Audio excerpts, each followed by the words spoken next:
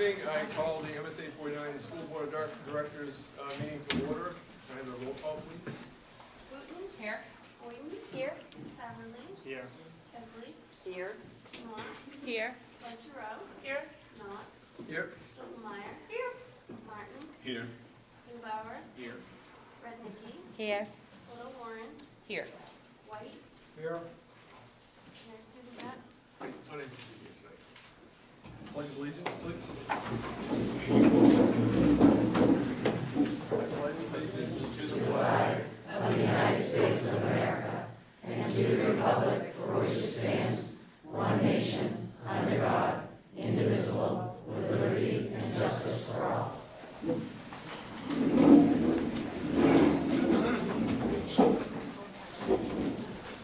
Start with the approval of the minutes.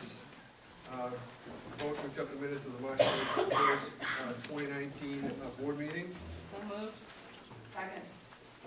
It's moved and seconded to accept the minutes of the March 21st, 2019 board meeting. Do I have discussion? Actually, I had a couple of questions. The notes say that it started at 6:05, but I think the agenda was for 6:30, so I'm not sure if that's correct. And then on page 2, and I noticed this was wrong in the budget book, but we didn't notice. On the S.A.D 49 budget history, there is a calculation error in a couple of the percentages. Okay. It is for 2014-15, the percent increase, and the 2015-16% increase. This is the 25th. Is it the dollar amount or is it No, just? it's the percentage. Okay. So, what is the, Oh, I'm sorry, were you doing the 21st? We're doing the 21st. All right, I'm sorry, I'm on the wrong meeting. this I think was the. I had a sticky note, and I went to the sticky note first. Any other discussion? Seeing none, all those in favor?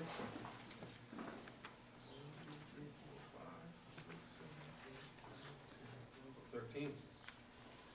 All those opposed?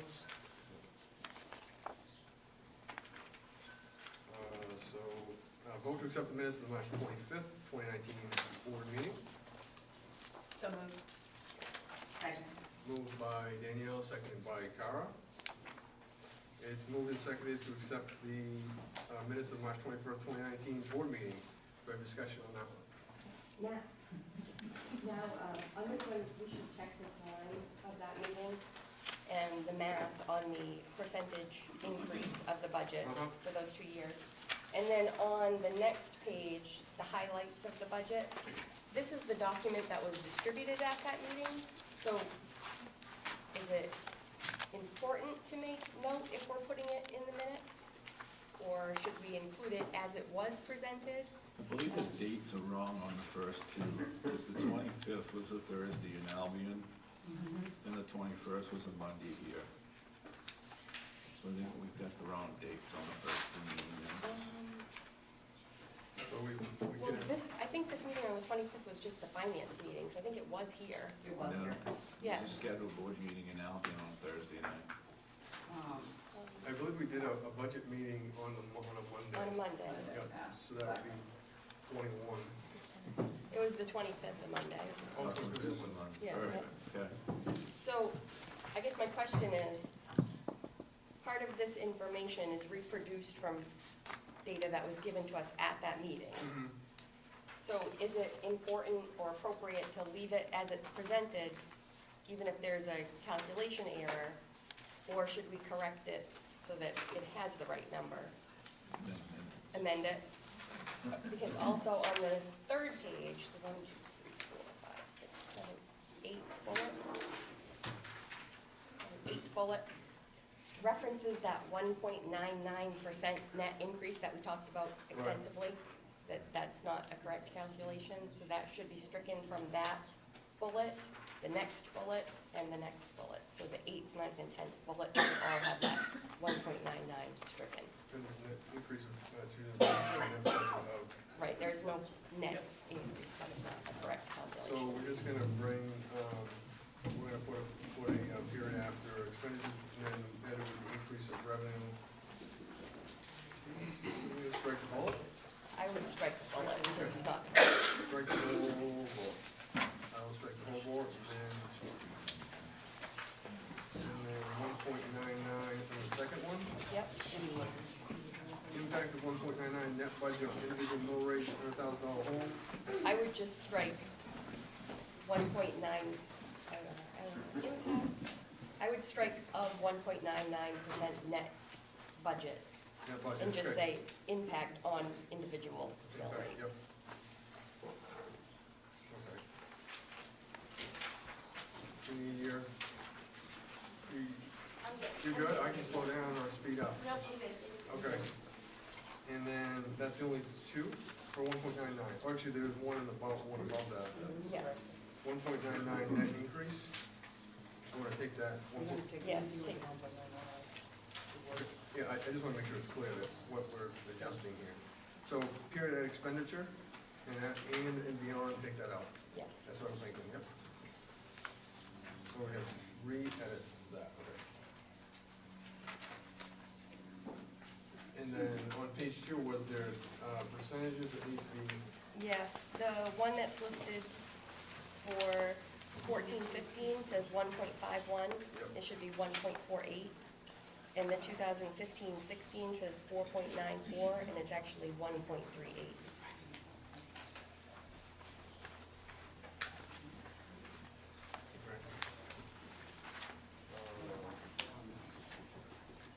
any discussion on that? Any other discussion? Motion to accept corrected minutes. Second. So we have a motion to accept the corrected minutes on page 2 and 3. Motion by Tim and second by Cara. Vote on the amendment first. Any discussion on the amendment? And all those in favor of the amendment?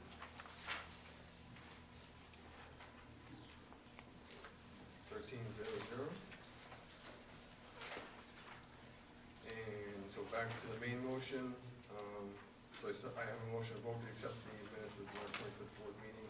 Any discussion? That's corrected. All those in favor? Any discussion? All those in favor, sorry. Rookie, yep. All, 13-0-0, opposed. Okay, so vote to accept the minutes of the April 11th, 2019 board meeting.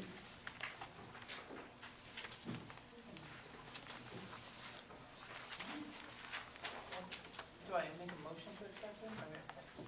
We would need a motion to. Move, vote on oh, that. motion to accept the minutes. Second. Motion by Katie, seconded by Danielle. There, it's moved and seconded to vote to accept the minutes of the April 11th, 2019 board meeting. We have discussion on that one. Seeing none, all those in favor? Everybody, 13, all those opposed? Motion passes. Vote to accept the minutes of the April 19th, 2019 board meeting. So moved. Second. I'll second it. Motion by Tim, seconded by Jeff.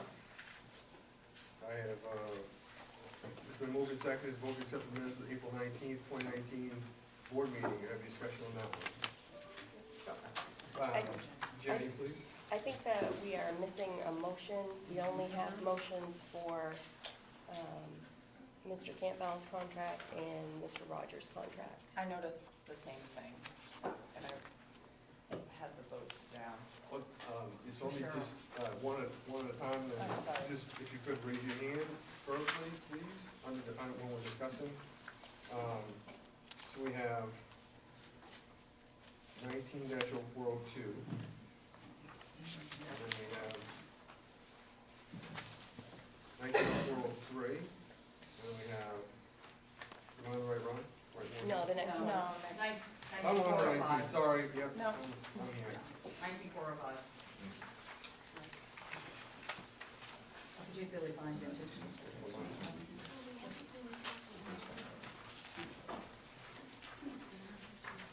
Okay, do we have, what do we have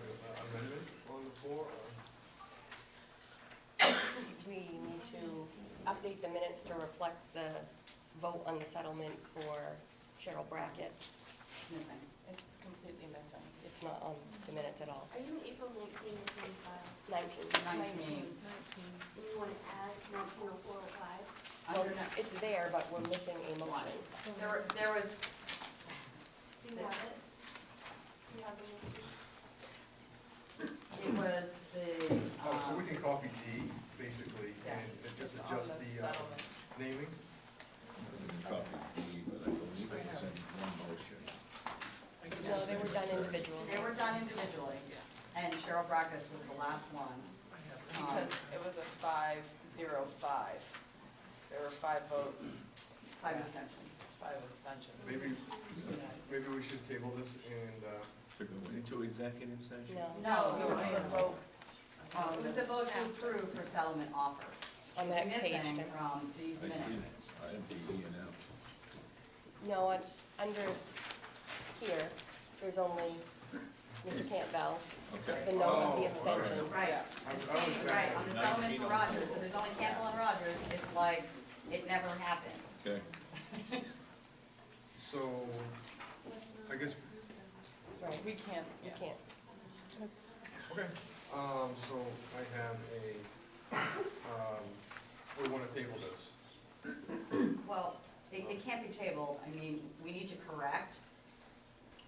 It's already happened, we all know it happened, she received money, we agreed to do it, we need to reflect the record so that the public record is correct. This is actually our most important record right here, so we all knew that that happened. It was public vote. It's public, it was a public vote. I don't think anybody's challenging the. No, no, no, but I'm just saying, we shouldn't table it, we should add it back in right now. Okay, so, if somebody. It was the exact Well, wording. it would be the same on the settlement for Right. Ruby Brackett. The board voted 505. Right. And then the abstaining people were The same. Right. The same plus food. Right. Okay, so the third line down, we're gonna copy that and just change the naming to Brackett. And it's gonna be 505, okay? And then we're gonna add another one that's gonna say, change the naming to, No, No, no, just I'm one. gonna add Bruton to the end of this thing. Yeah, Okay. 2 abstaining, but let me check with, secretary. I didn't do those minutes, Oh, Got so Dr. I kind of lost. Dr. Newman. so we'll be able to print that. Because we shouldn't go to accept them until, until, Yeah, so if we have an amendment for that and a motion or whichever we wanna do, then I can move on that. as amendment to add the motion into the minutes, as so read, so that we can accept the minutes. All right, Second. motion by Cara and seconded by Tim, for the amendment to, add an additional line, to section 19-0405, to add, those 2 items. Go ahead and any discussion on that. All those in favor? 13-0-0. Action. All those opposed, no one opposed. And, so now I, vote to accept the, April 19th, 2019, minutes from the board meeting, as amended. Okay. Do I have a motion? Oh, I thought you were. Gotta speak. Yep, So, thank you. Yeah, thank you. And do I have a second? Is it Danielle? Second. Danielle second? yeah, sure, Okay. second, yep. Just trying to get it all We'll in here. all have a second. So I have a motion to accept, a motion and a second to accept the minutes of April 19th, as amended. We have discussion on that. All those in favor? It'll be, 12. And all those opposed? Well, just to the point though, only people who can vote on the minutes that were at the board meeting, correct? Yeah, so anybody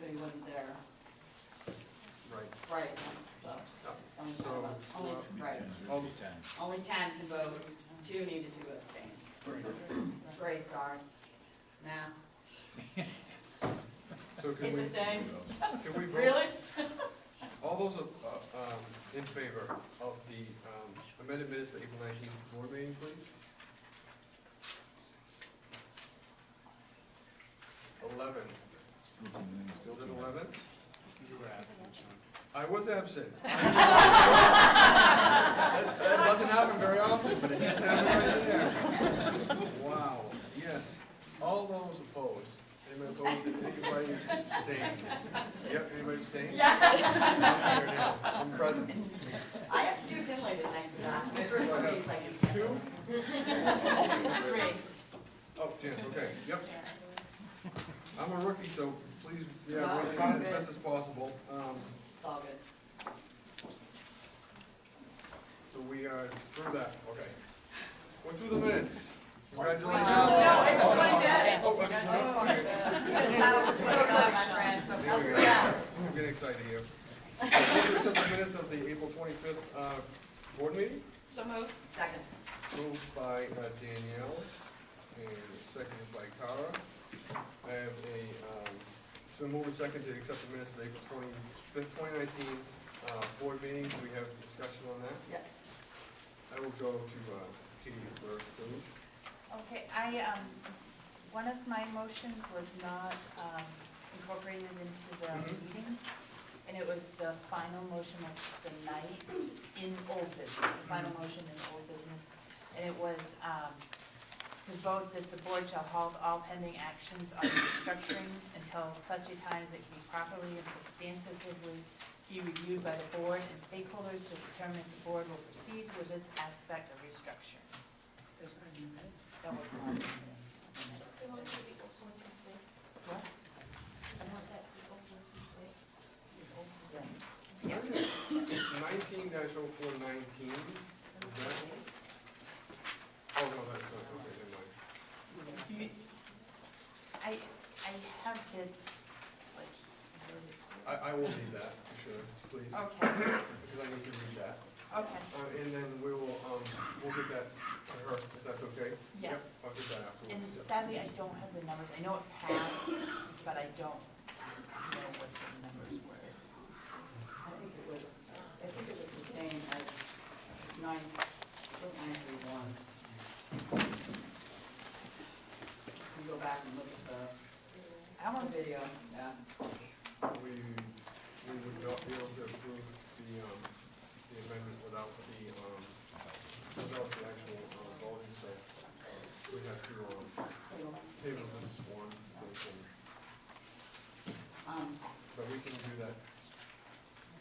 We can do that another time.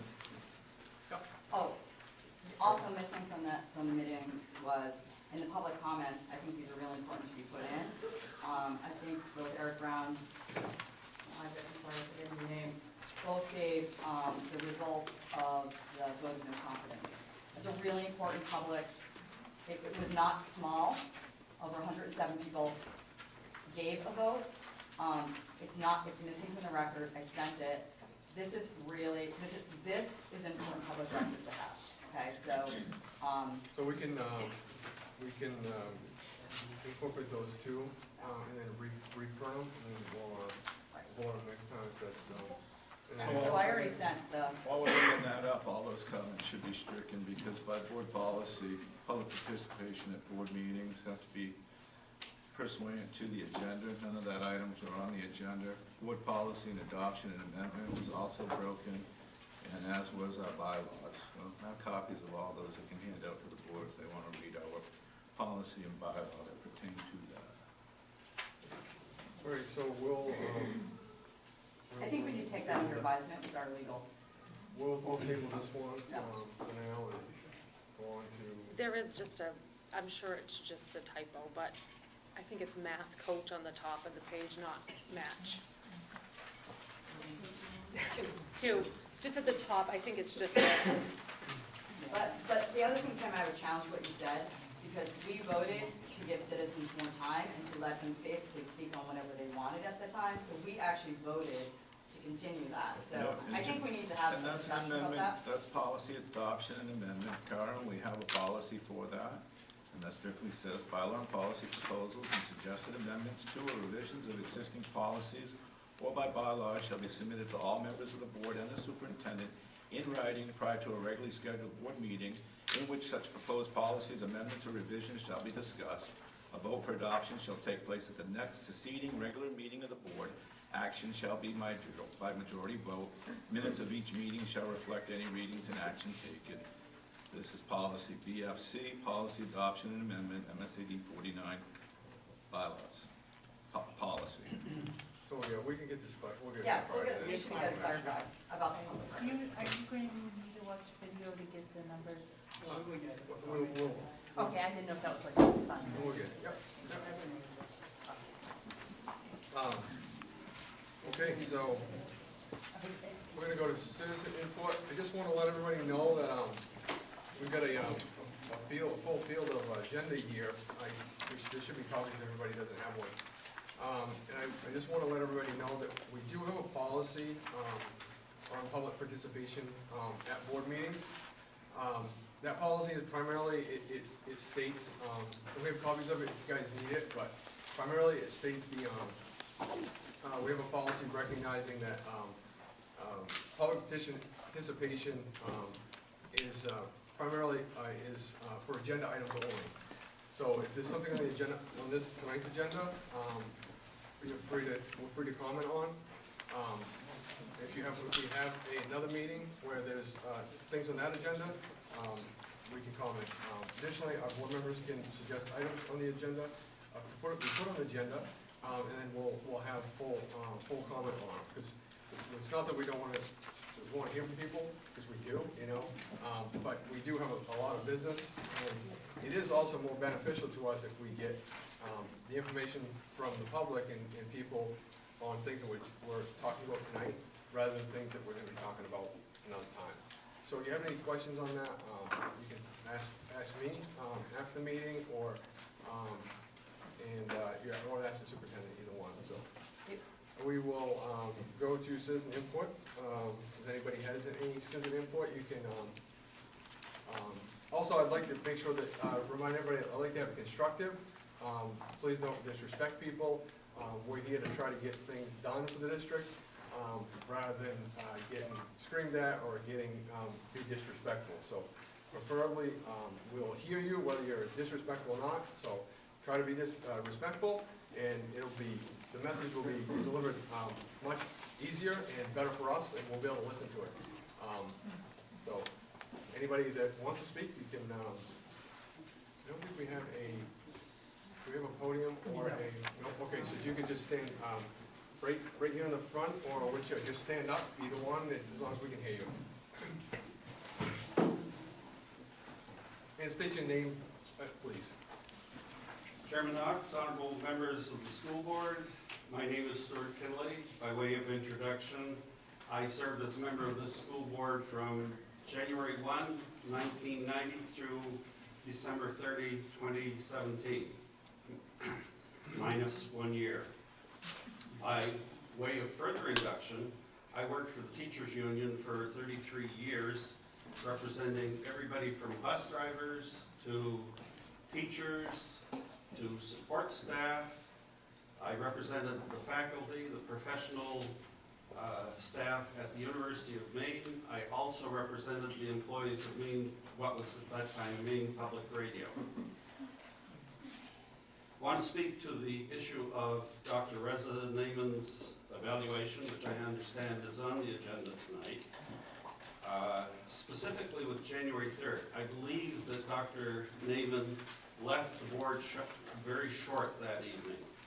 I called Mrs. Boyden in the afternoon of January 3rd, and I said, do you have any idea what's on the agenda of the board meeting? And she said, I don't. I went that night. Board went into executive session for 2.5 hours and came out and proceeded to act on 7 different new business items. One problem with that I think Dr. Naiman shortchanged the board was that nobody had any advance notice of what they would be dealing with. I think it's only fair when you have an agenda item on the board that you have advance notice so you can consider it and take appropriate action. The second thing, there was no public discussion of any of these items. I asked the board's attorney as I was leaving that night, was there ever any discussion of these items? And he said, oh yes, they were discussed in the executive session, which ostensibly was to consult with the board's attorney. I said, you can't do that. He said, well, they were consulting with their attorney.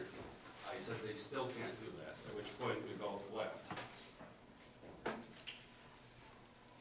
I think that the board being forced to vote on those items that night with essentially no plan and no subsequent plan at any point has been produced that I have been able to find out as to how it would be, as to how these resolutions would be implemented.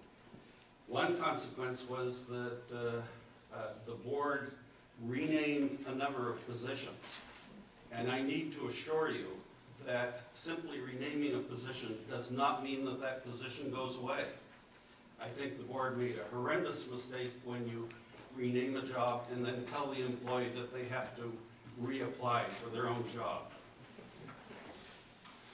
We now know that the buyout of these three individuals that have been let go at this point cost the district $417,000. I think Dr. Naiman really shortchanged the board. Who does not know that if an employee has a contract through June 30th of 2020, whether or not you have work for him or whether or not his job exists, you still have an obligation to pay that employee, which is what the $417,000 accounts for.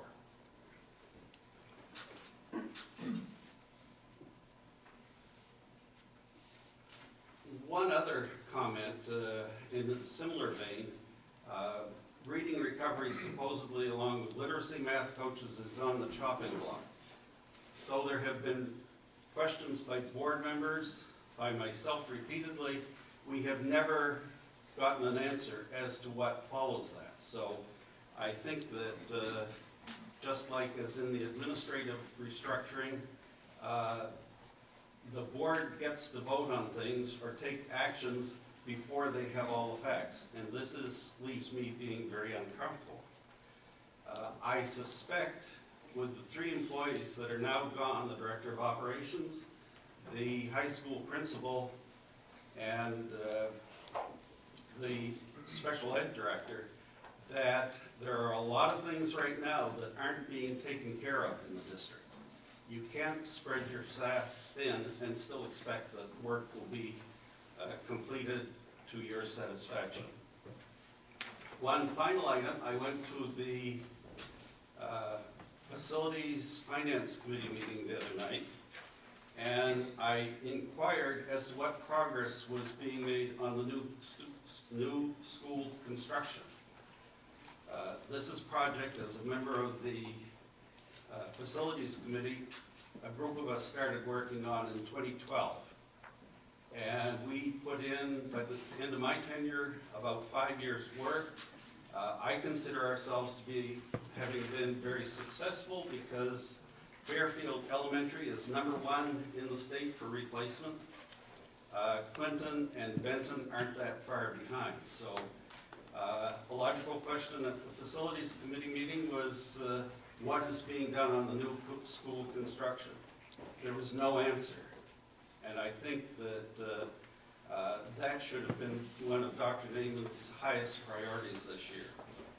I am very frustrated that the superintendent does not seem to be giving much direction to this board or to the district. So those are my thoughts. Thank you. Anybody else? Yep.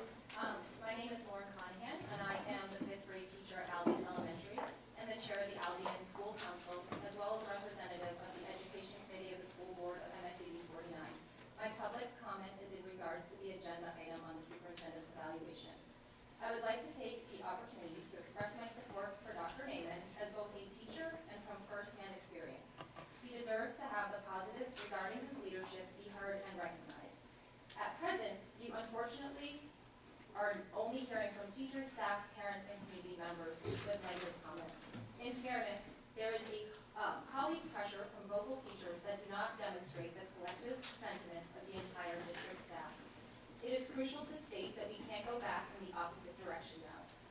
Dr. Naiman has only been in our district since September, and I personally am impressed with the following list. School councils have been developed to build a school budget and school improvement plan that are connected. He has welcomed parent input. Staff, administrator, and community representation have been determined to give input to the board's committees. Dr. Naiman has met personally with anyone that has voiced concern. Emails and requests are answered in a timely and prompt manner. Communication is regular, consistent, and positive. He met with town officials during the budget process. Dr. Naiman has acknowledged and showed appreciation, which is consistent and demonstrates equity among all schools in their communities. He worked through providing elementary teachers with an uninterrupted prep time, even when there were few subs to cover. Community input on the district website was asked through a survey, so an effective plan for the district could be developed. He attends students' events. A revised website with live feed sharing the great things happening in our district has been established. These are just general pieces and in no way is the entire list. It takes time to move an organization that has done things in a similar fashion for a long time. It was inevitable that once our new superintendent started asking for our input, that we would get to a point where we would hear some negatives, and some of those negatives would be louder than the positives. We can't let negatives overtake the advances we've made since Dr. Naiman got here. Just his responsiveness alone has inspired me to use my innovative ideas to energize, motivate, and influence my students. As a teacher in M.S.A.D 49, I feel supported, respected, and appreciated by our superintendent.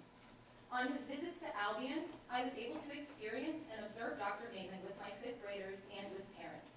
He entered the classroom with such a welcoming presence, and the same can be said of our night meetings and events he has attended. He immediately made me feel comfortable and supported, and from my observation and students' reactions, he had a similar effect on them and their parents. He was able to firsthand see the productive students and staff we have in Albion, and he expressed this openly. To take the time to observe and share the many positive qualities of a school is what we need to encourage continued growth.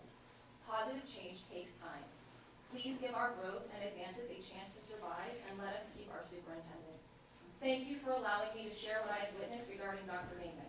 He will have my continued support and appreciation, and deserves to have the positive shared with you from someone who values the hard work and commitment he has demonstrated. Thank you, Dr. Naiman.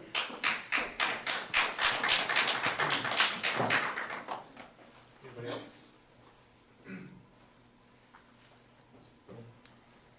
If there's nobody else, then we will go to whatever's next. I'd like to say one thing. Yep, go ahead.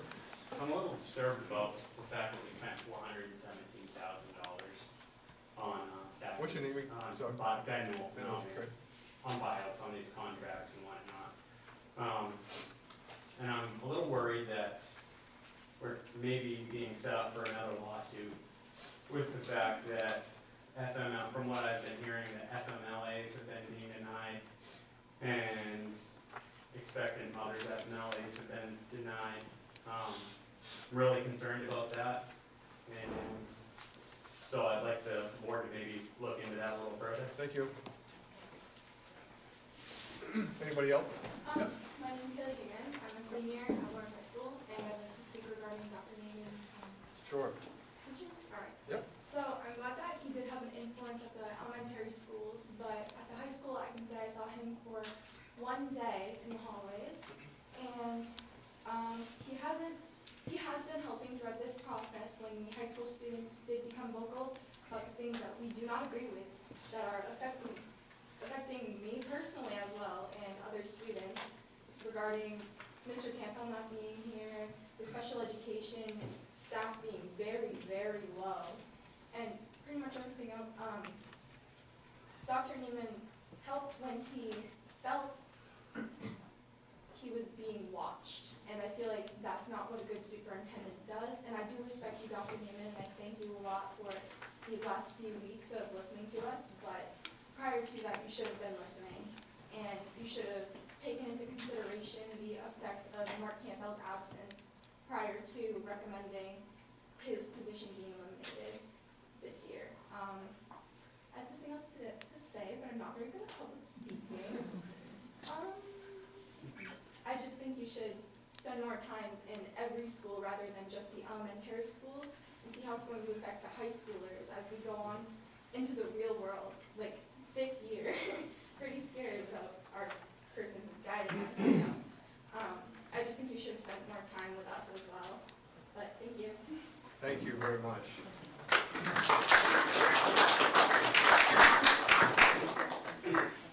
So, yep. Jim? My name is Frank Bouchard from Fairfield, Maine. At the budget meeting last night, I've been to quite a few budget meetings in Fairfield, again, the school board, and that was probably certainly the most confusing meeting that I've ever been to in my experience. I think there's a lot of people in this community that are upset, don't know what to do, reaching out to the board. I think this policy not to let people speak at an open meeting, except on the items on the agenda that was talking about Dr. Namath's evaluation. So I still don't understand, to be honest with you, how this happened, that we had to pay all this money, this $417,000. Did the school board understand that? Again, you're setting policy. I mean, I'm glad I was here for 7 o'clock to understand what the school board's responsibility is. Their responsibility is policy. The superintendent's job is to carry it out. So I assume that that was something that was talked about by the board. I'm very surprised as many abstentions as there was in terms of the vote. I mean, that seems like a cop-out to me. Again, there's a lot of people upset in this community. Where are we going? And I just don't think that a very good job was done with that. This is a poor community that can't afford that kind of money to be spent for something that shouldn't have been done. Thank you. Thank you.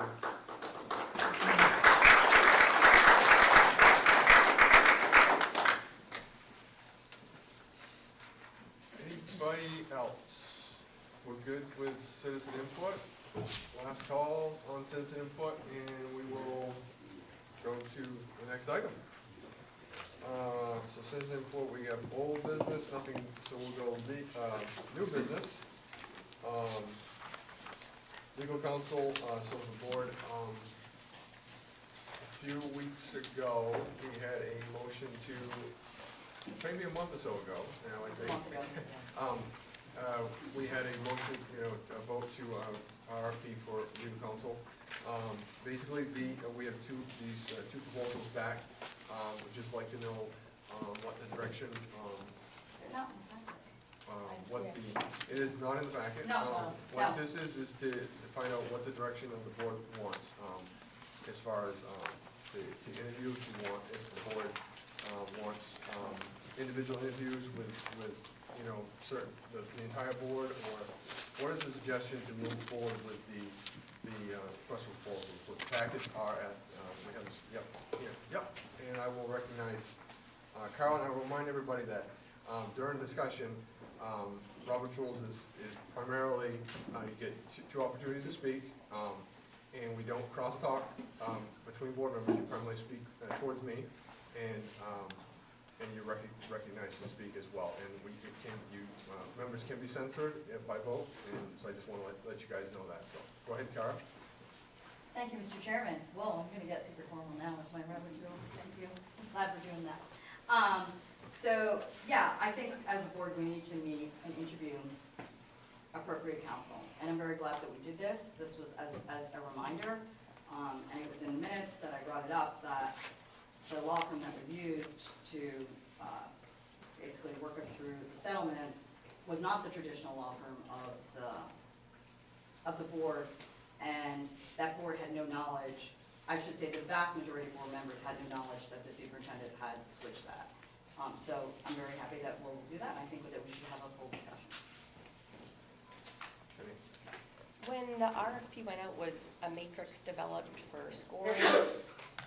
What was included in the RFP packet for us to be able to evaluate? Jane, we posted according to policy, we have a RFP template. We use that to post it at the website, and I reached out to over 25, 30 legal firms that they know about the RFP.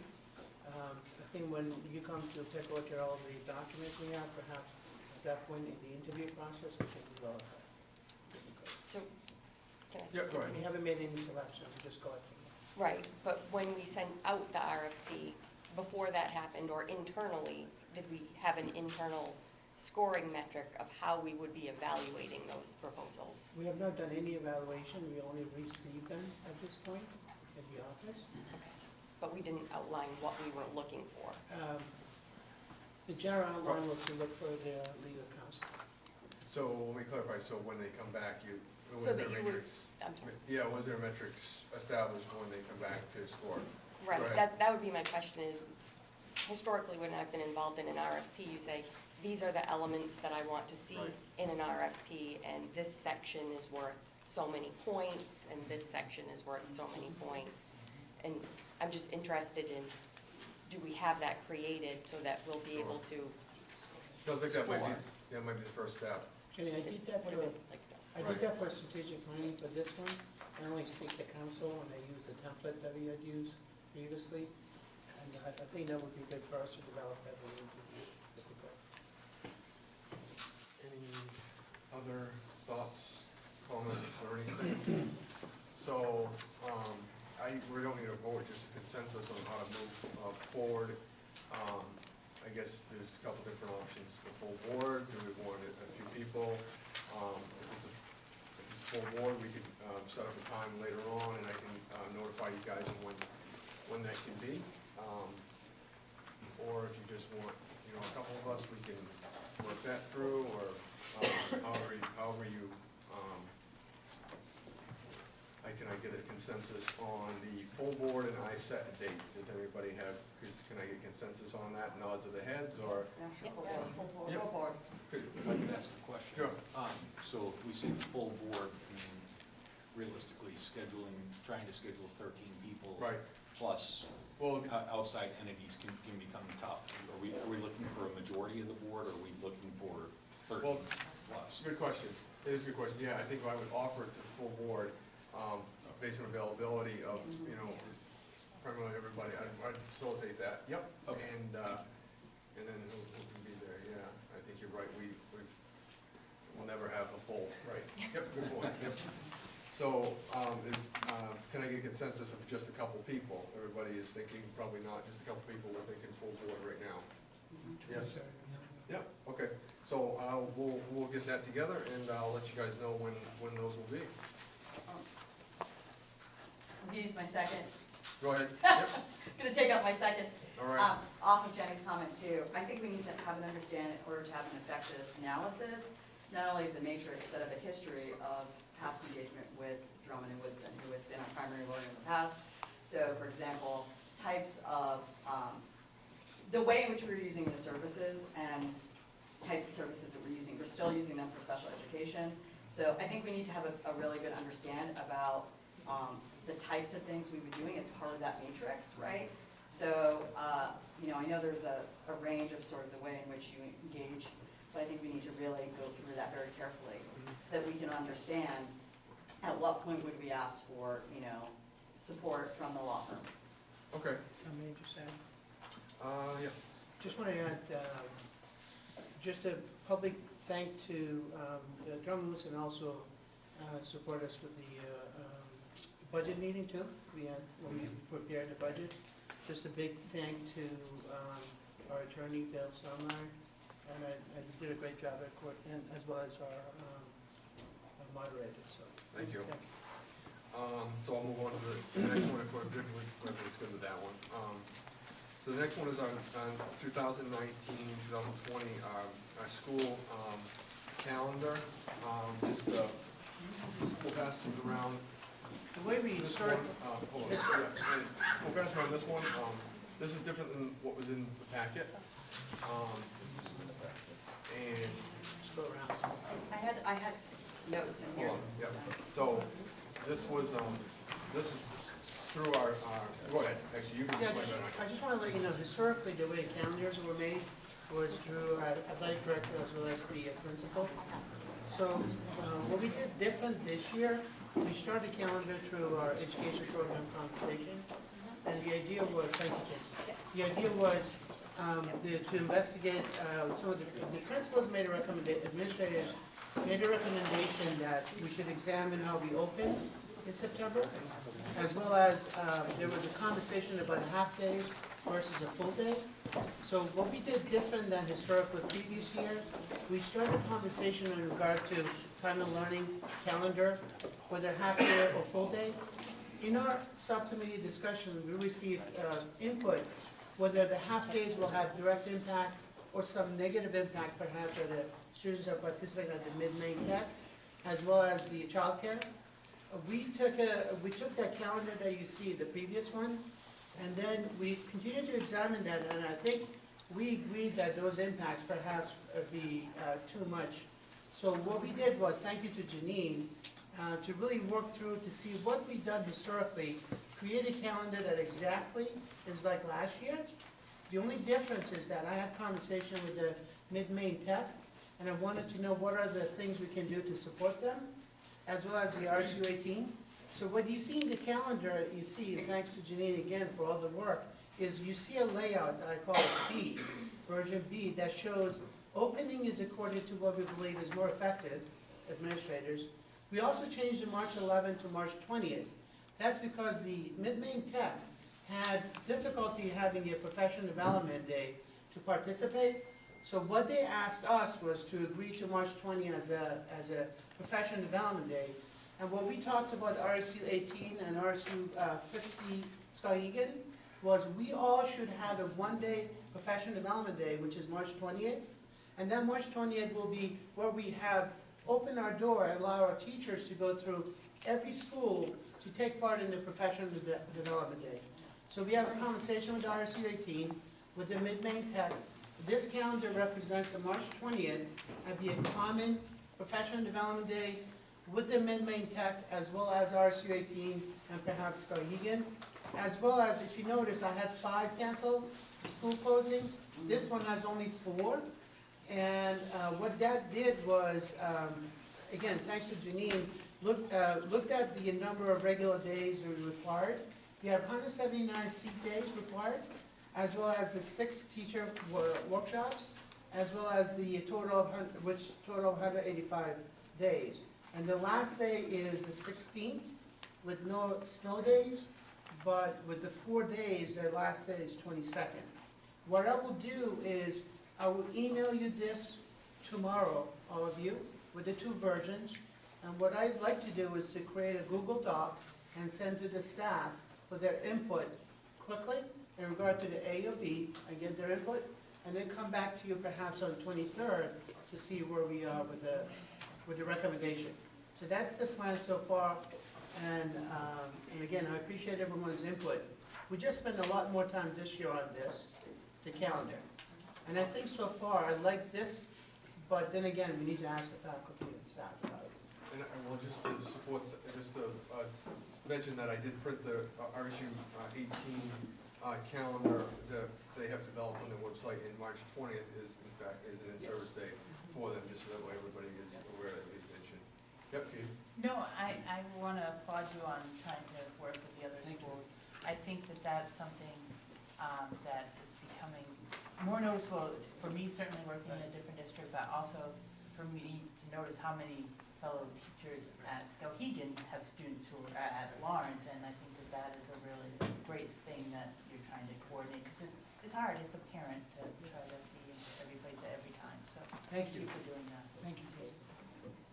Yep. And to Katie's comments too, I know that Dr. Rezer come up with this idea, and it's been, seems to be well received, and giving teachers a chance to go to other districts. I know my cousin said, you know, you go through the same thing at the same school, so if teachers can get out and go to other schools, and it'd be good for the staff to get to see other schools and other topics. Thank you. I think Carol had mentioned before, we should really create more partnership with other school districts. I think we started a conversation with RSU 18, and one of the key things is what are the simple things we can start work together. Professional development was one, and I think this is just a minor step to bring together all of us, and I think thanks to Neil attending the mid-main tech. One thing it is, the mid-main tech worked on this calendar, and we're working closely with them. And I will email you this, as well as a Google Doc, to listen to the folks to see what they're saying. And then come back to you on 23rd. So there was one with the half, it was in the packet for the half days, and there was a committee that, can somebody from the committee, I know that's in, I know we're gonna talk about the committee, but somebody from the committee just add some flavor to that, or? Yeah, so there were two versions that were created. I think the biggest question that came up really was going to be the fiscal impact for the half-day model. So that's the one I think that needs to get vetted, and there was really, in discussing with, I believe it was, Ms. Boynton was gonna, Ms. Boynton was gonna, put together the survey. But to really make it clear to people about the question having to do with financial impact, because if we have so many half-days, and then people have to make arrangements for childcare, so that was really the thing. But I also, unless I missed it in your conversation, did you get confirmation from Mid-Maine Tech about their calendar? Yes, actually, Mid-Maine Tech Okay. and all of them. So we work with them in our Okay. meeting. Right. So those two, any of those two versions would work? This version works better, Okay, so I think that's important. just my opinion. I'm- No, but yeah, so I think as long as people know that you've already gone through the process of vetting it, and there wouldn't be a problem in regards to aligning the seat days and the workshops. I think one suggestion was when we do a Google Doc, just put things in there what are different compared to Yeah. historical. Exactly. So I'll just add that in. Yeah. I will also mention the board members, in the Maine School Board Association handbook, this is mentioned as far as the board members being involved with developing the calendar and also getting input from administration, staff, and the public as far as childcare and all that. So it's actually defined in there, so it is an important topic, so. Anybody have any other? Just as a last thing. This is the second one, this is number 2, so. Okay, well, you called on me, so I'm not counting. I could do suspend the rules. I see that a lot in my future. But that also that we looked at the teacher's contract, so that was the other thing. So we considered the number of seat days, which is a minimum of 175, and what we had been with, and we're within good. So it's all copacetic in that. Great.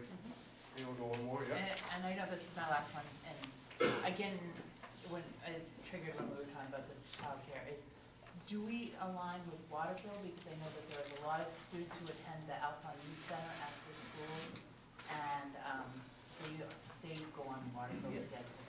So I try to use his model in terms of half-days, because he has a half-day like it's on one day a month. Yeah. So, because we have a conversation with 1854 at Waterville, and I think his calendar is so complex that I try to do his half-days, and just didn't go anywhere.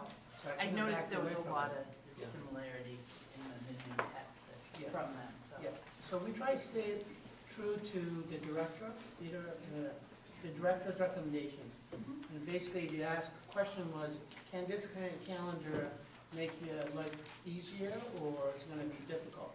He said the only thing he wanted us to do is do the March 28th every day. Historically, there wasn't there. But we will continue that conversation. Okay, I know there's a lot of energy. Yes. A lot of moving pieces. Yeah. Thank you. Yep, yep. I just have one thing, where we're supposed to be student first, and I know we're stuck with 179 seat days and 175. I just hate seeing kids start school before Labor Day, and our summers get shorter and shorter every year. We're gonna be June 21st, 22nd this year, 4th of July falls a week after. We have so many holidays and vacation days over the course of a school schedule. And you think about being a kid, and even a high school athletic kid, you're coming back right after the second week of August.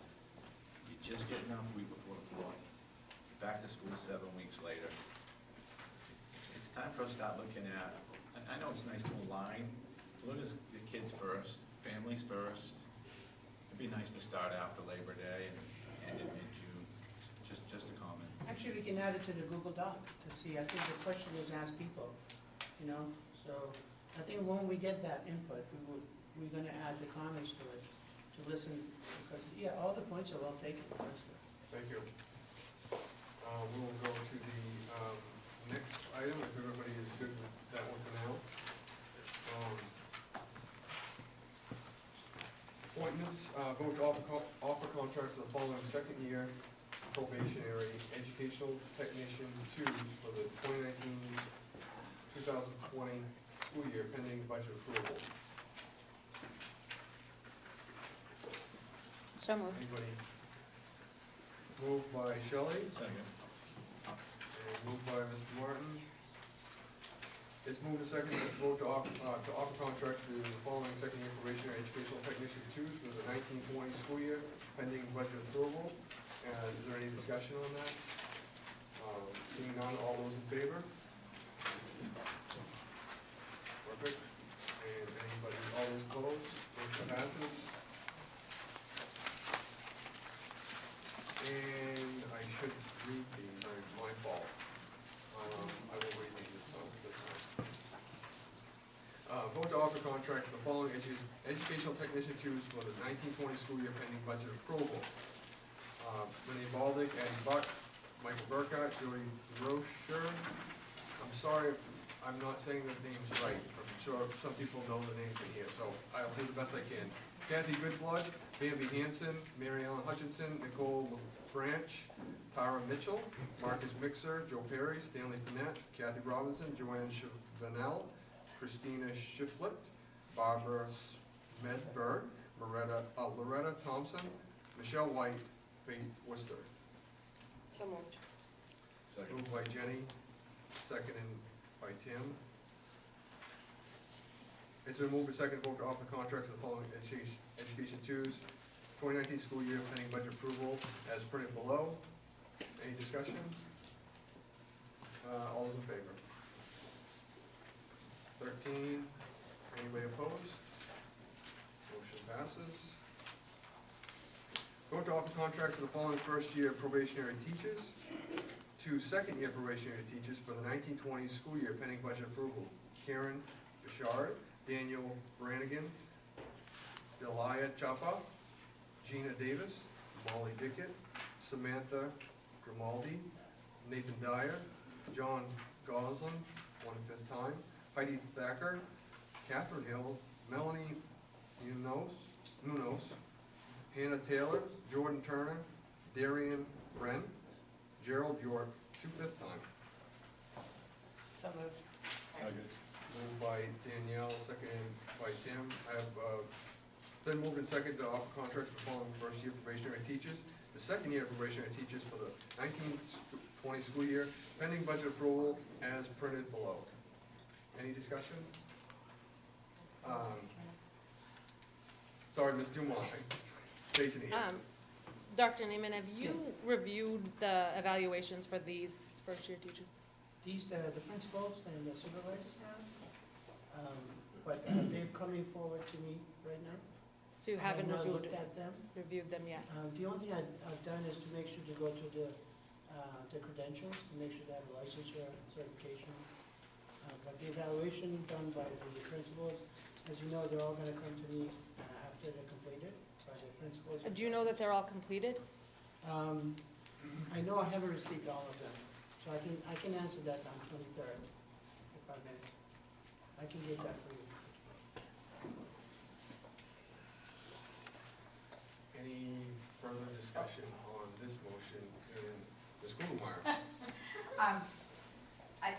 When you get to the next one, I'd like to make a motion to just have you as written, so you don't have to read them all.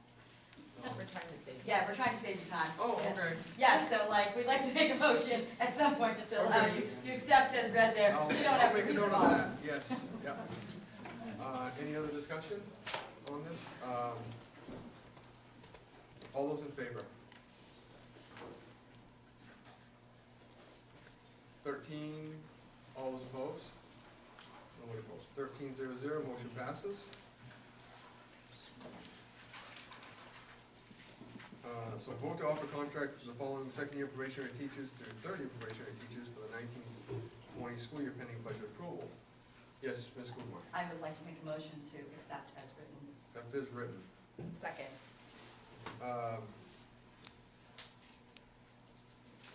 Is that the one?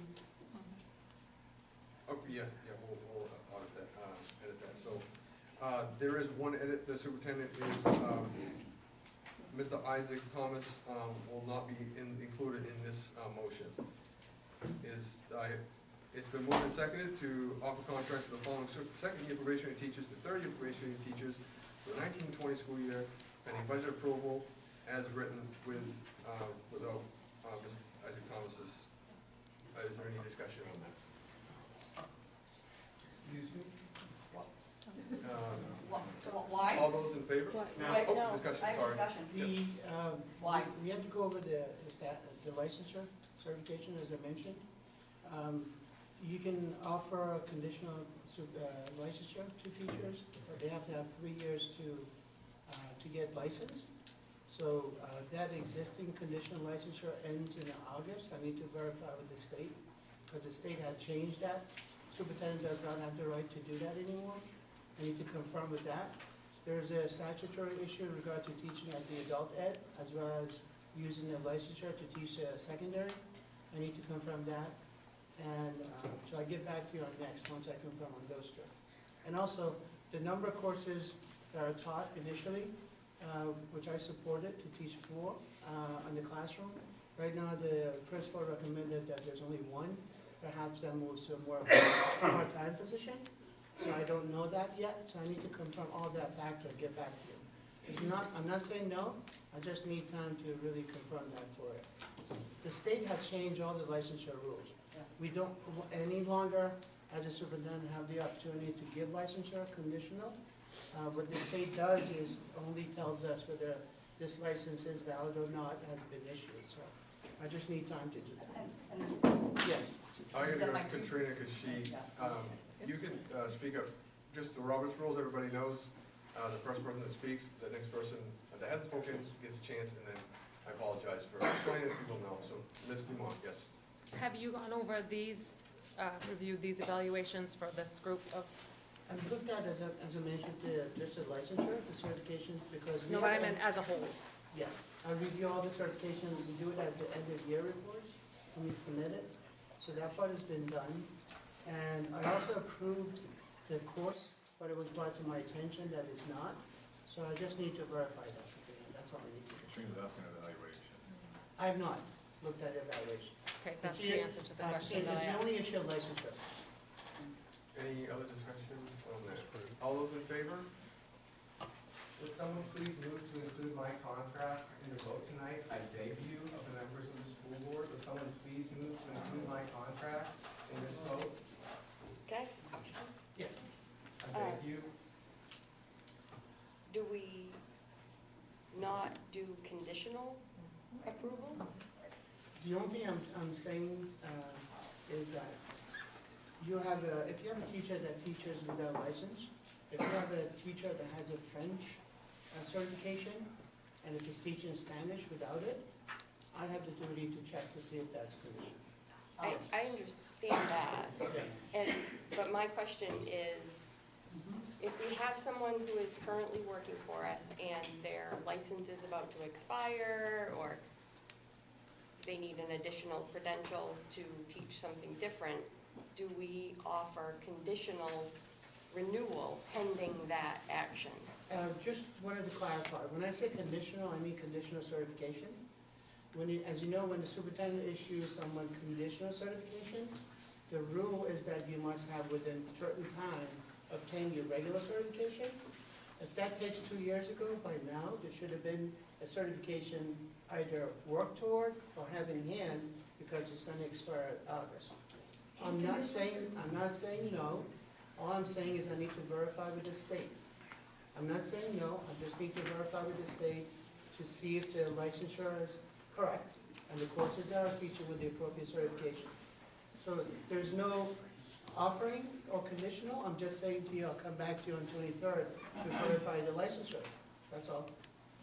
Because we have a part-time teacher that needs to indicate part-time like others.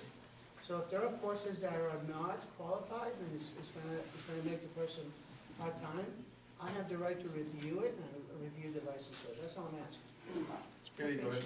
Yeah, I would just like to speak to this a little bit. In districts in subjects where there is not enough teachers and there's need and a lack of access to teachers, especially in foreign languages. I know within guidance, sometimes occasionally in math.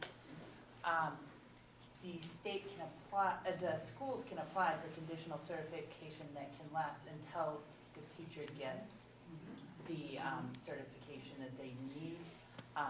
That's fairly common, it happens quite regularly. And so I feel like if we have someone who teaches a language, and language is such a hard subject to get, there's no, I want to point out that there is no school system no college in the state of Maine currently that has a language education major. Language is exceptionally hard. That will be more than likely something that will be given a conditional certification within the Yes. language. Yes. And I know that teachers, guidance counselors can go years on this.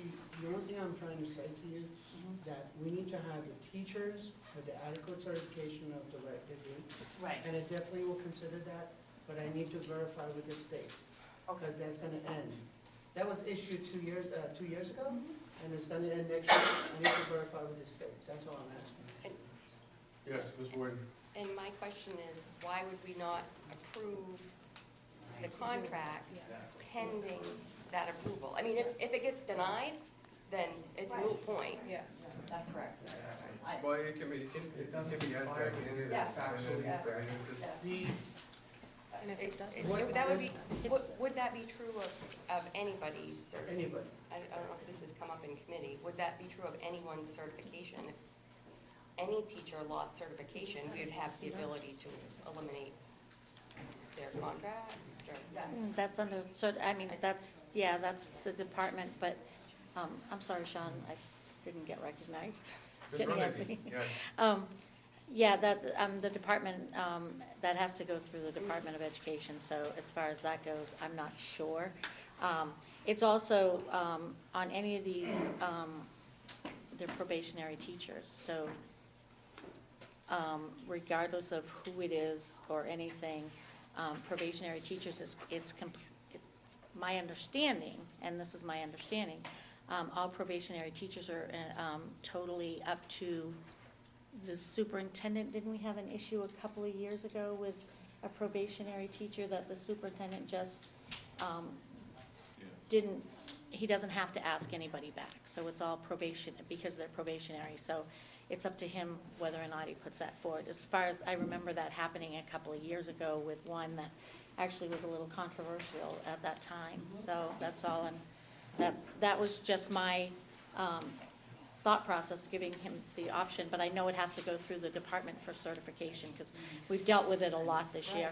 Our people on the board, Mr. Peter Fenley is from Drummond Woodson, is sitting next, right there, and I think he might be able to speak for a second on this, just to get a clarification, if you wouldn't mind, sir. Sure. There's a three-step hiring process for probationary teachers in the state of Maine. Nomination comes before you for approval. The next step before the contract can be formalized is the superintendent actually has to hand the document to the person for signature.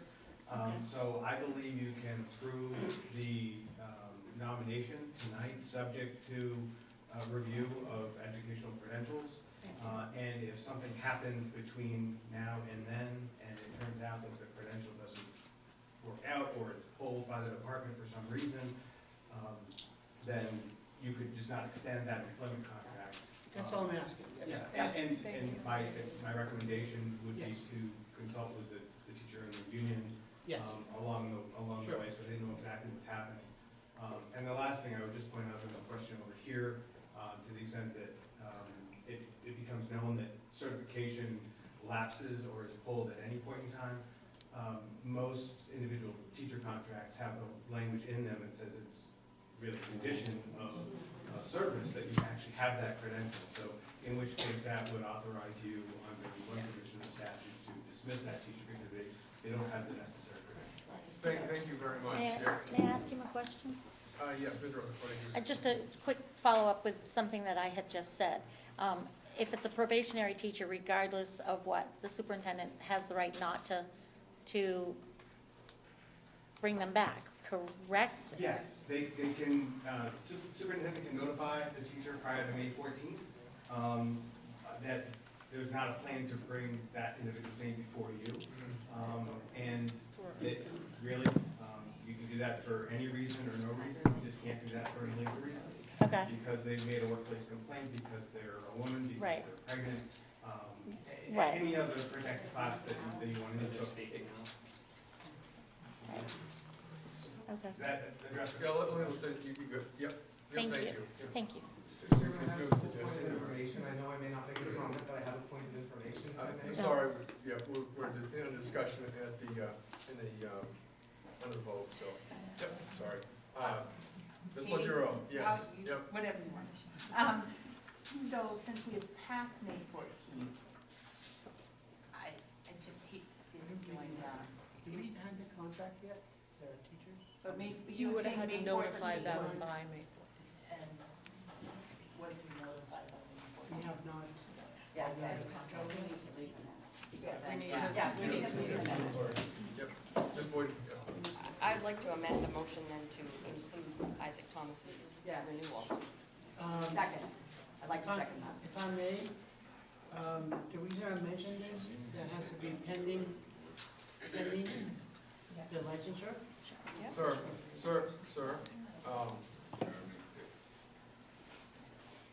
go ahead. You good? I'm just saying add the pending so I can check. Because if you have.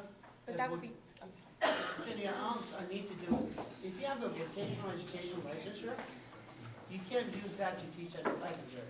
So I need to verify that, I also need to verify the condition, that's all. That would, Carl, yep. I don't know if I should ask to suspend the rules first, because we may need to have more discussion. So if we need to, because if we're gonna stick to 2 limit, I'd like to suspend the rules. Well, if the rules are the rules, and if I. No, you can move if to suspend the I rules. realize that, but I can also extend it beyond. Okay, all right, so And if I just- don't recognize you, you Yes, thank suggest it. Suspend the rules, thank you. But it came to us as written, it's already a document that was submitted to us. It's clear that our legal counsel in action here gave you plenty of reason of that it is in your, I don't think we need to add pending based upon the counsel that we just received. So you already have the authority based upon it, and he's only used 2 of his 3 years. So I second Jenny's motion that we include Mr. Thomas. So, okay, so it's been moved and seconded, moved by Jenny and seconded by Ms. Kugelmeyer to add this gentleman's name to this motion. Do I have any further discussion on the amendment? And all those in favor? 1, 2, 3, 4, 5, 6, 7, 8. And all those opposed? 1, 0. And so I have a motion by Ms. Dumont. And I don't mean to talk out of turn, but we're only at 12. Best 12. Sean didn't vote. No, 12-1. Oh, you said 11. Oh, you did said I? 11. Okay, so 12-1 is what I wrote down here. So, Okay. Yep. I have a motion by Cara and seconded by Danielle to offer contracts to the following second-year probationary teachers to third-year probationary teachers for the 1920 school year pending budget approval as amended and as written below. Do we have discussion on any of that? Any motion? It's up to 9 minutes. All these individuals that we're gonna be looking at tonight, have any of them had evaluations? Because I don't feel comfortable voting on contracts with people that haven't been evaluated. I think the answer to the question is waiting for the principal to submit that. The answer is I have not received all of them, and I do not have them, but. Motion to table. Second. Motion to table the rest. There was a motion on the floor by Tim and seconded by Ms. Rudnicki to table this number 4. It's gotta The be by, it's gotta be by, each one, so we're on 9 or 4, or whatever that verbiage is, 4, I guess, right? Yep. Motion to table, item 4, do we have discussion? Just a quick comment relating to that as to why. Once a probationary teacher moves to a continuing teacher, then we have nothing that we can do. So that's why I'm willing to table it till they get their evaluations, to make sure that if we're gonna move anybody to a continuing contract, then we should at least have the evaluations done. But Ms. Kumar, yeah? I think we should ask our legal counsel again about the risk incurred for doing that.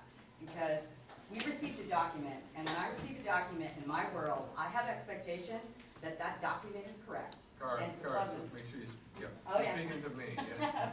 I'm looking at you. I'm looking at you with my third eye. I have expectations that a document is correct, and I also think the people who are on here have that expectations as well. So I think we need to ask legal counsel, because what our risk is in doing this, right?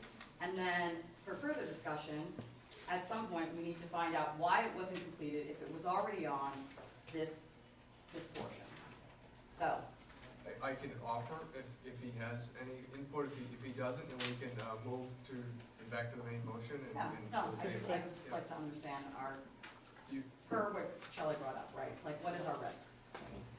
I'd be happy to talk to the board from the nature of the question. It sounds like probably a discussion that should happen in executive Sure. session Okay. Yeah. under MRSA 4056E. Thank you. Okay, thank you. Thank you.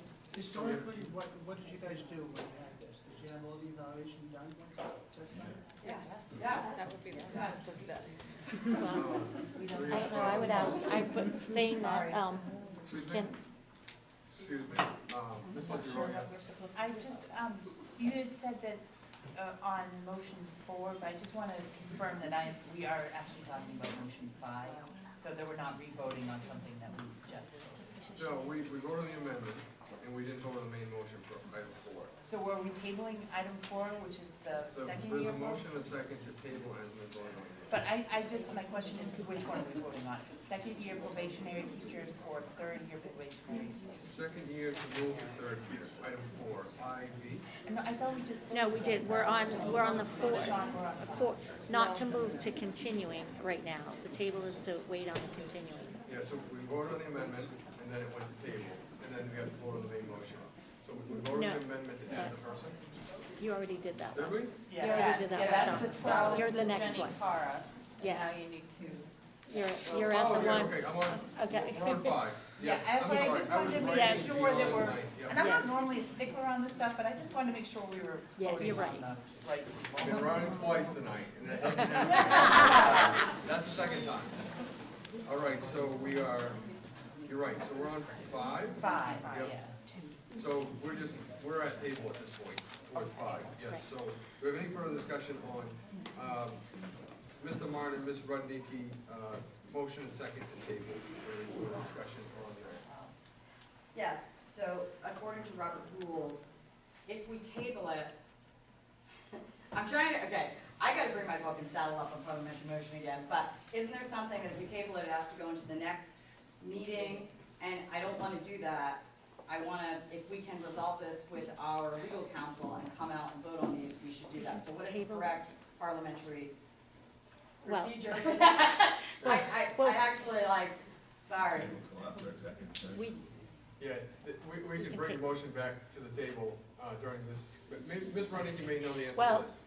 we use a little bit different than Yeah. Robert's rules, but we can table it to later in today's session. That's what I'm saying, Which yeah. would actually, if Tim makes the motion to later in today's Yes, session, yes, then we should be we specific. can bring it back up after we go into So it executive. goes That's to my table. understanding. Yeah, no, I think we should be very specific about it, so what we say, so we can be clear about, and then if we need to further table it, we can further table it. Great, yeah, it's a table, and we can bring it back.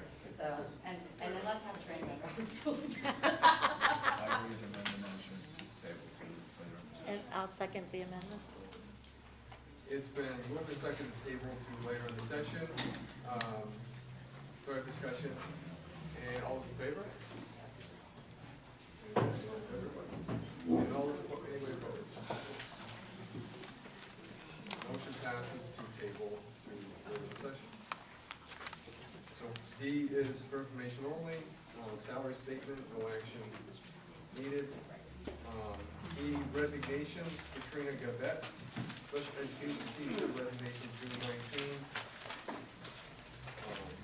Our next segment is standing committee reports, and it looks like we'll start with education programs. Do we have a rep for education programs? Ms. Kogemar. Yeah, I know, Danielle, she like passed me the, you know, she's like, she's the chair. Yeah, not the chair. We're like, we decided to equal it. Okay, so we had a very good meeting, but these aren't, this isn't what we actually covered. This is Combine prior the two. This is prior to, okay, so, we had a great, presentation about theater for social change, which was something that a teacher brought to us in regards to potentially adding this as an extra course.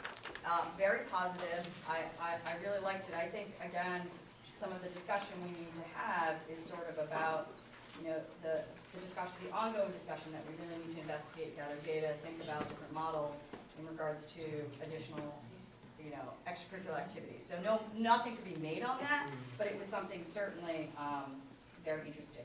The Teaching for Understanding presentation that was done by Harvard, it has very particular pedagogy. Lauren has been part of that. She spoke very highly of it. It has a lot of what I would say complex pedagogical like undertones to it. It'll be interesting to see about actually application to it, because I think this is like where the pedal hits the metal. Anytime that you want to introduce a theory around learning, right? How it will be adopted in the curriculum, what we'll think about it, yada, yada, yada. We had a really good discussion on student fee and education program, like whether or not, as the board, we should think about removing some of that, but I think we need to have a much broader discussion here as the board, so I will be following up to bring some of these items onto an agenda for further information, right, for further discussion for the board. But really about like why we're collecting certain money, should the board be doing that, is that a barrier, what were we trying to accomplish, because it's something that had a lot of legacy to it for it. And then we talked about multicultural equity statement for learning expectations. It was draft. I think further discussion is needed. You heard about the joint calendar. And boom. Thank you. That's like the quickest maybe I can go faster than that. You guys can follow me. Yes, we have a question, Ms. Rodriguez. I do have a question. What do we collect fees for? We collect fees, yes, please. So fees for when, I'll take metal shop, for example, like there's a Oh, $5 okay, we fee talked or about- art, Okay, pottery, things like that. okay. Yeah. But we'll add some We of these talked back about- onto the agenda. Yeah, for the discussion. Policy and planning, we have a rep for policy. We have a new chair. We do have a Ms. Moore. Oh, yeah. Sucker.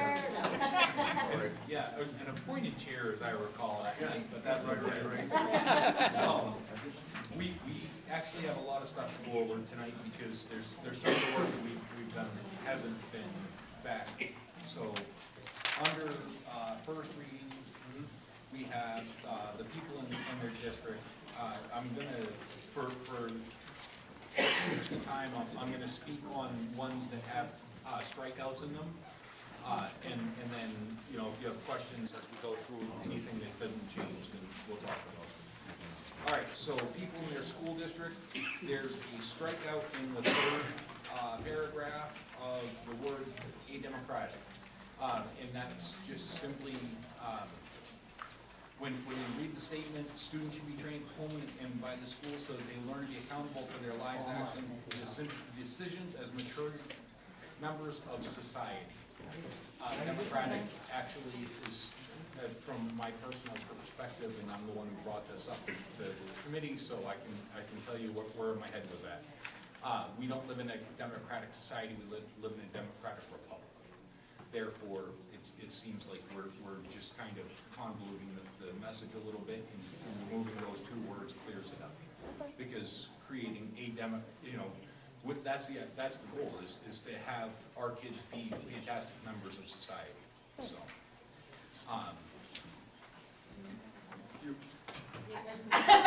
Never mind, we'll talk about it later. So if you want to talk through them, and then we'll go back and, Okay. yeah, if you, I think, unless you want to do it a different way, it's up to you. No, that's fine. That's Student involvement in decision-making. There's a lot of strikeouts in this entire policy, and here's the overarching reason, is we had a lot of discussion around this particular one, and this was February, I believe, when we had all this discussion. We're trying to look at this from the top down. You know, I think the word we heard earlier today was 30,000-foot view. What is it that we're trying to accomplish for the pre-K and kindergarten all the way through 12th grade? And, you know, so we're encouraging that these things get moved into the handbook. That way they can be age specific. And realistically, at that point, that takes out a lot of the body of what's here, because it needs to become age specific in the handbooks for, you know, Fairfield Primary, for the elementary schools, for the junior high, the high school. That way, you know, we're not trying to really overstate what's there, because it just is too hard. Different needs, yeah. Absolutely, two different needs. Non-sexist language was nothing. Harassment was, excuse me, harassment and sexual harassment had no changes.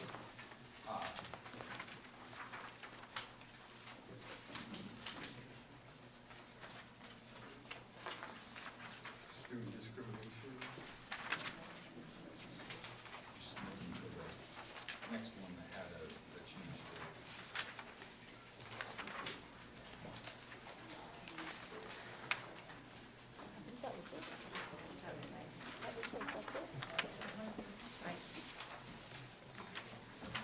This are some that is all, right? That's all. Okay. So the next 5 through 12, is that what we're saying is all no change? I'm not seeing any, and I don't remember any. I see the hazing one is in here. And that's, Okay, thank you. okay, are you good with those? I am. Good, okay, thank you. And then we're on to a second reading of homework. Which is not in there because we're deleting it. Yeah. Right. Oh. And then, can I make a suggestion that we don't do number 2 in the effect that we just had a meeting with some suggestions on a piece of paper in here that I would like to relook at on the policy committee? Agreed. I actually was taking notes Thank you. through that as well. I think that would be very important. Yes, so I would.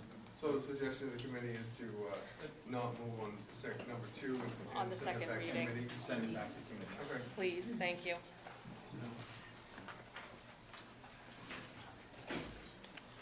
So we'll start at the top, if I'm correct. Is that what we're gonna do? Yes. And For the first reading. folks vote to accept the first reading of the people in their school district. Can I make a motion to accept the first readings of policies 1 and 3 through 12 as listed in the And I'll second that. agenda? That way you don't have to read all of them, and So vote on move. all of them individually. Moved by Jenny, Second. seconded by Mr. Montright. To accept the first reading of item 1 is printed and item 3 through 12 as printed. Do I have any discussion on those? Any discussion, all those in favor? Looks like 13, and all opposed? None. So motion passes. So item 2, vote to approve the first reading of student involvement in decision making. What action would you like to take on that one? Didn't we just? Move it back to policy. Yeah, can somebody, the committee is suggesting to move this back to the committee, back to policy committee? No, I No, thought no. the Do you want the second reading? But this one we need to Second. vote on. Right, Everything else is to accept okay. the changes. I When guess the I. first reading is student involvement in decision making, I didn't catch that, Do sorry. you have any No, issues I- too, Jenny? I missed that as well. I'm sorry. I'm talking about the first reading, number 2, is the one Yeah. that we didn't want to move on because there were notes. No, it was the No. second reading. Well, No. That's second Both reading. of them, but okay. It's okay, so we'll just start, we'll Both of go back to number 2. Do I have a motion to accept the first reading of item 2, please? So moved by Carl and seconded by Tim. Motion to accept the first reading of student involvement in decision making. Do we have discussion on that? Well, Yes? technical change, if these edits are accepted, then they shouldn't be labeled number or letter F. Would be what? The only bullet remaining would be letter F, so it would need to be re-lettered or reformatted, so it's not a list, if there's actually only one item. F? I'm sorry. It- they- All of the If we strikeouts. accept it, it's canceled everything, so it's not Oh. letter F anymore. Oh, okay. It needs a position. We could actually make it a statement, however. Right. Yeah. And Ms. Herson, if I'm not mistaken, we wanted to leave the strikeouts as they were formatted right now. That Yeah. way So we could see didn't move Yeah. You guys wanted to see? Absolutely. No, I appreciate that very much, that was my request. I like the strikeouts. Okay. But we also would need to format it as we would want it to be presented. Yes. So any other discussion on that? All those in favor of that motion? Move on that. All those in favor? We've got 1, 2, 3, 4, 5, 6, 7, 8, 9, 10, 11, 12. No. Oh, All Katrina opposed? didn't, oh. And abstain 0. Motion passes.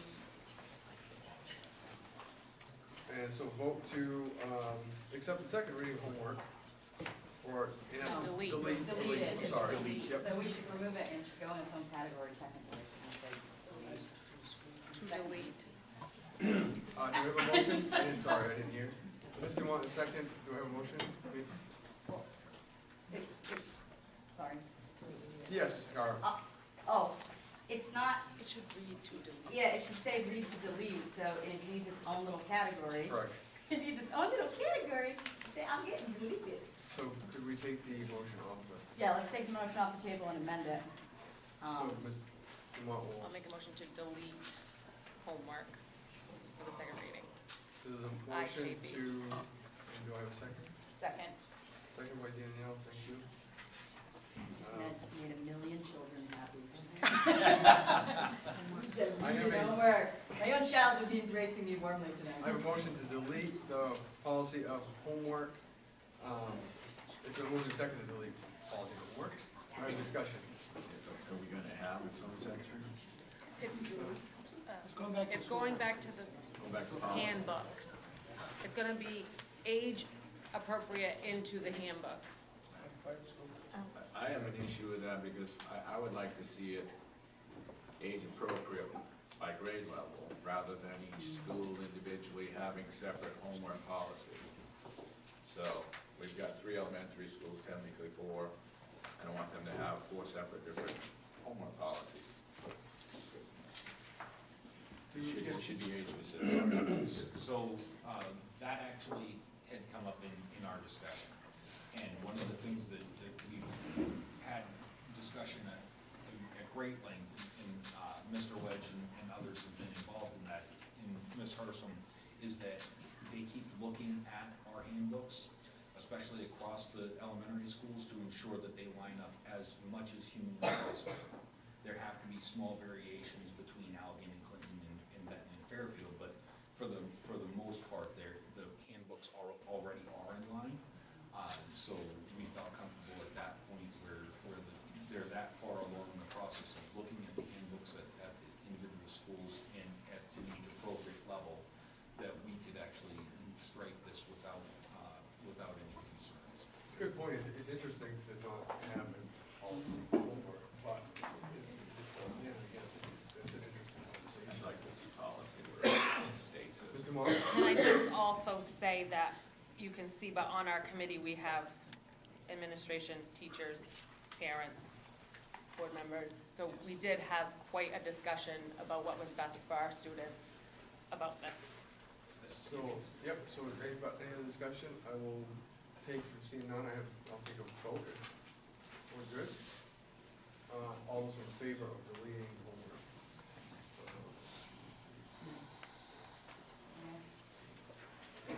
10,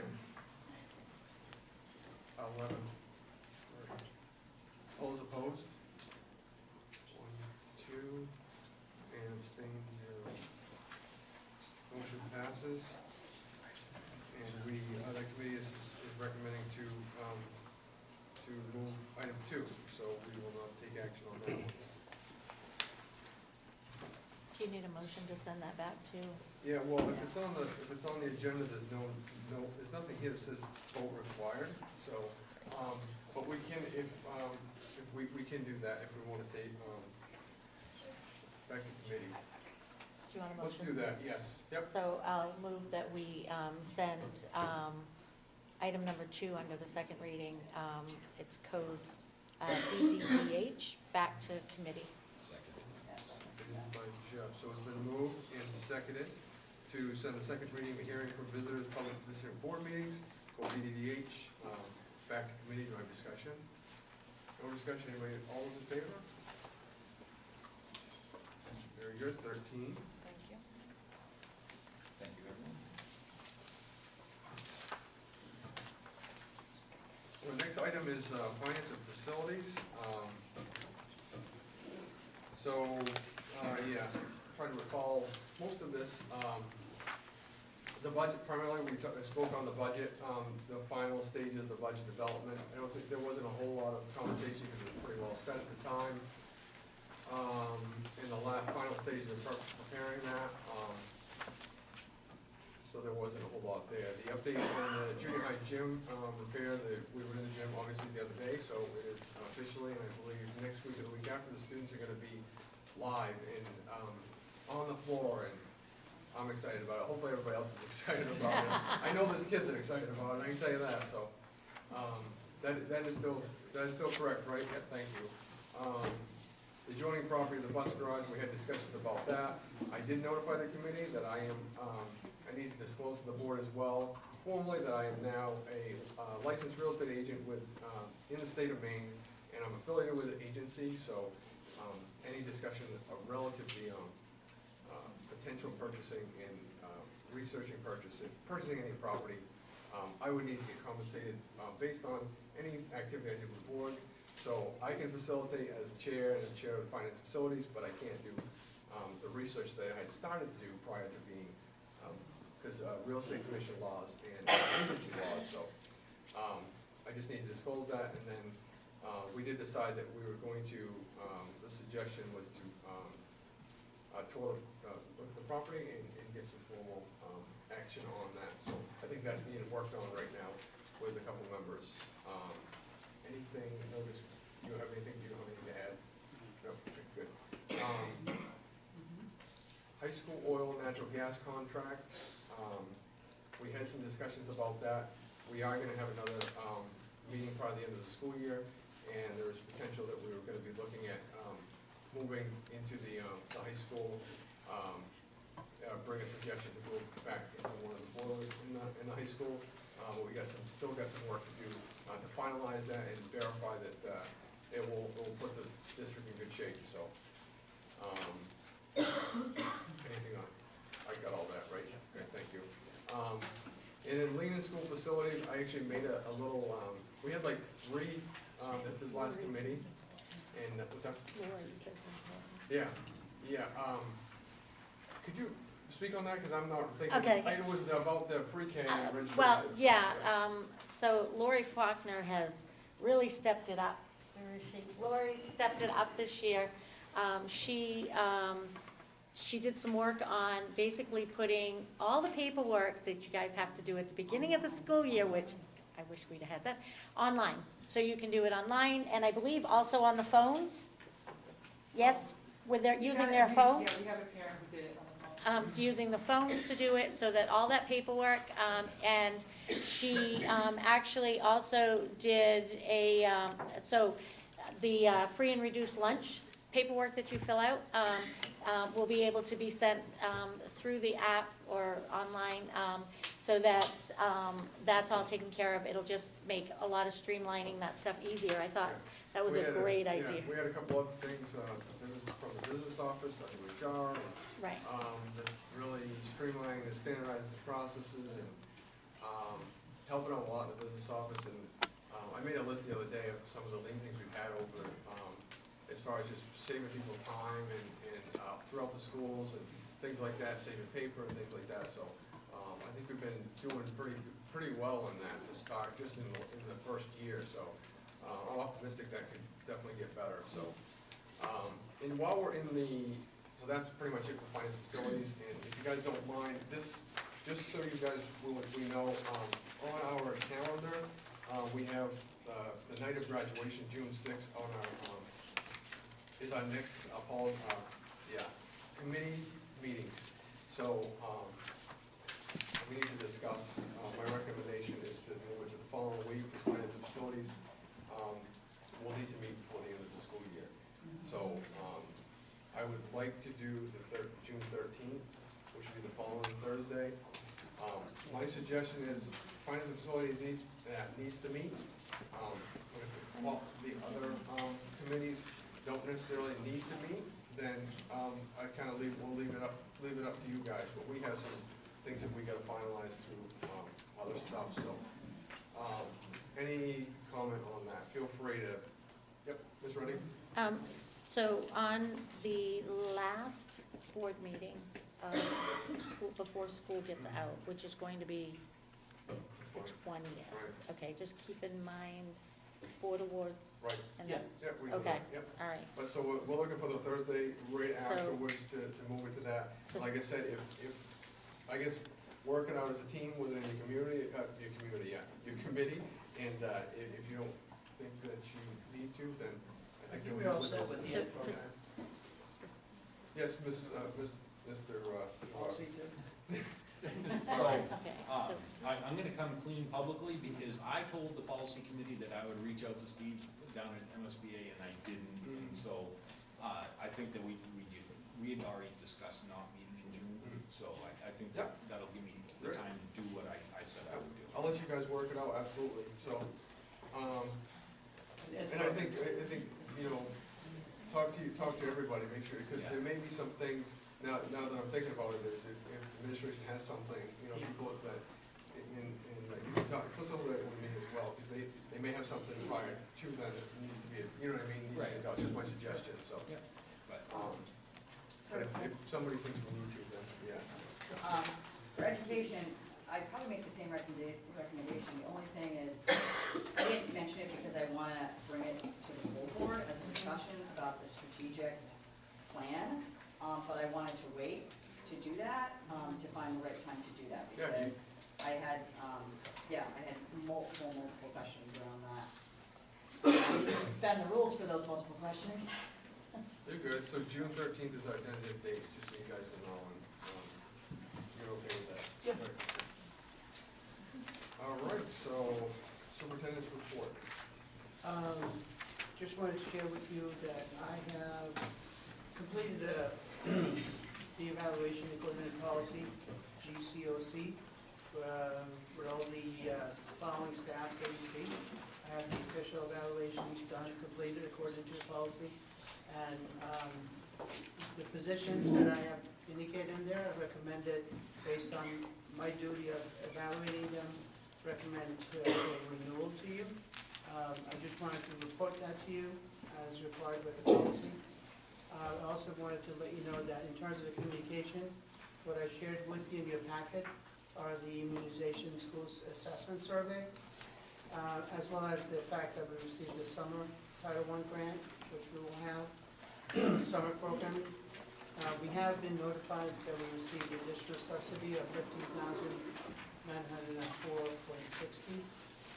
That's in regard to the superintendent agreement that we requested to receive that. So we have that in your packet. as well as the fact just that the adult education grant has been, we work with another school district that has been also received and approved. And that's my report.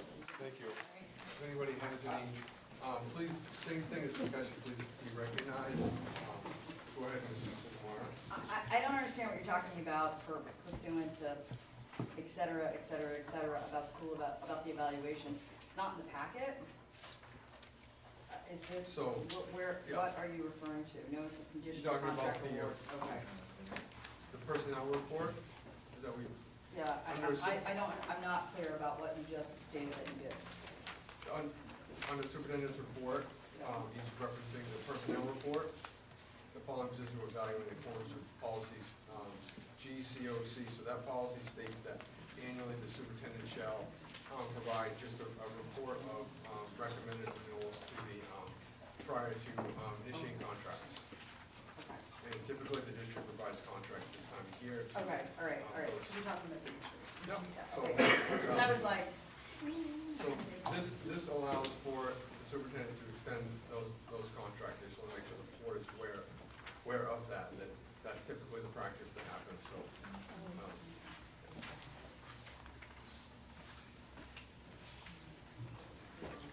And that's what's intended to happen here, so. Any other questions on any of that? Actually, I did have one. Go ahead. About the immunization, as I understood, is that now with the new legislation? Not yet. Not yet, okay. Well, Then well, Shelley do you will want me to- present to do us you want when me that to- comes out. Don't let us start. Yeah. It was supposed to come under an enactment today in the House, but it did not come under enactment. It's been tabled. I expect it to go under enactment on Tuesday. And, but when it does, it doesn't take effect until 2021, I believe. Okay. So we have some time Plenty of time to before talk we about get to that. I think it's 2021. I might be wrong, it might be 22. But because it will be, the only exemptions that will be allowed will be medical, Okay. if that is enacted and the governor signs it. Okay, so that, we've got a bit of time. So we do, we have a little bit of Good to time. know. But it's nice to see these, the graphs that actually have all of those listed out, so, for the kindergarten age anyway. Okay, thank you, Shelley. So we'll go to other business. So motion to go to executive session pursuant to 1 MRSA Section 456E, discuss pending litigation. Sean, do we need to make a motion to suspend the rules during executive session before we go in? I To vote on that, or are we going to I'm not, adhere to like the two people? excuse me? Are we going to adhere to the rule of only two statements and comments made by each board member during the executive session? Oh, I don't think that's. Okay. Yeah. as long Okay. as we're gonna play by that. I just, Well, we're gonna play very respectfully, yes. yes, no, I just wanted to make, You never know. Because we have that other issue pending from earlier, do we need to get a reference back again on? It's all through, I think we can do all through the business, so if we can do it again, or, yeah, I think that, I couldn't, I wasn't able to take a note of what section. no, it's a deal with the under our legal rights, so, yeah, we can do that, and have to work at that. So, yep, that's a good question, right, yep. Motion to go into executive section pursuant to 1 MRSA Section 4056E, discuss pending litigation. Thank you. Seconded by Neil, I have a motion to go into, I have been moved and seconded to go into executive session pursuant to 1 MRSA Section 4056E, to discuss pending litigation. Any discussion? All those in favor? Yes, absolutely, we can, yeah. All those in favor? To vote to go in. No, Or you take a break. 13, all those opposed? 0. Motion passes, and so we will adjourn for a 5-minute break.